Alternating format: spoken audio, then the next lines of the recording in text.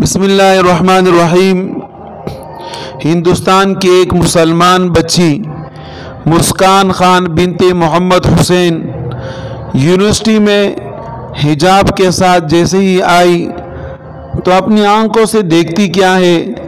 کہ بائک کھڑا کر کے جیسے ہی وہ یونیورسٹی کی طرف جانے لگی تو دنیا بھر میں ناپاک عزائم رکھنے والی بھارت سرکار کے پالے ہوئے سرغنہ دہشت گردوں نے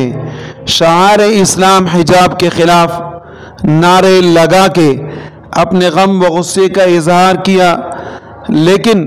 مد مقابل میں جو تھی وہ بھی مسلمان کی بچی اپنی غیرت ایمانی کی لاج رکھتے ہوئے نعرہ تکبیر بلند کر رہی تھی اور دنیا کو پیغام بھی ساتھ ساتھ دے رہی تھی کہ شعائر اسلام کی حفاظت میں جس قدر مردوں کا کردار ہے تو سنیں ہم عورتیں بھی کسی سے کم نہیں۔ دنیا کے سامنے یہ بات عیاں ہو گئی کہ اسلام جبر و تشدد پسند نہیں، اسلام زور و زبردستی کا دین نہیں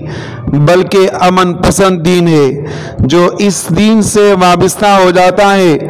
وہ زور اور طاقت کا انتظار کیے بغیر اعلاء کلمت اللہ کو بلند کرنے کے لیے کسی بھی قربانی سے دریغ نہیں کرتا۔ دنیا اسلام کو اس مسلمان گھرانے میں پیدا ہونے والی اس بچی مسکان خان پر فخر ہے، اور جمعیت علماء ہند کے سربراہ حضرت اقدس مولانا محمود اسد مدنی صاحب نے اس بچی کو اپنی دعاؤں میں یاد کیا ہے اور خوشی کا اظہار کرتے ہوئے 5 لاکھ روپے نقد دینے کا اعلان بھی فرمایا۔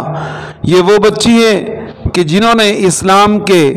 اس حکم کی حفاظت کے لیے اپنے آپ کی قربانی سے دریغ نہیں کیا، جس کی بنا پر اللہ نے ان کو بلند کیا، اللہ نے ان کو عزت کا مقام